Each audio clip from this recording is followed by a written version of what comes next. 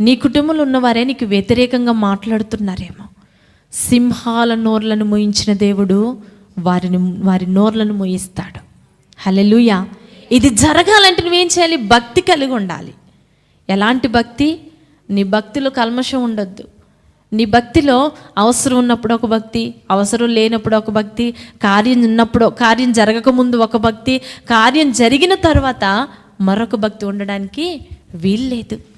నీకు ఎటువంటి పరిస్థితి వచ్చినా, నువ్వు ఎటువంటి పరిస్థితిలో ఉన్నా, ఎటువంటి భయంకరమైన జీవితాన్ని నువ్వు అనుభవించినప్పటికీ నువ్వు ఎలా ఉండాలంటే భక్తి కలిగే ఉండాలి. నీ భక్తి నీ జీవితంలో కార్యం జరిగిస్తుంది. హల్లెలూయా. ఆమె స్త్రీ కూడా తన భర్త కలిగి ఉన్నటువంటి భక్తిని బట్టి వారి జీవితంలో కార్యం జరిగింది. దావీదు కలిగి ఉన్నటువంటి భక్తిని బట్టి వారి కుటుంబంలో ఉన్న వారందరికెల్లా దావీదు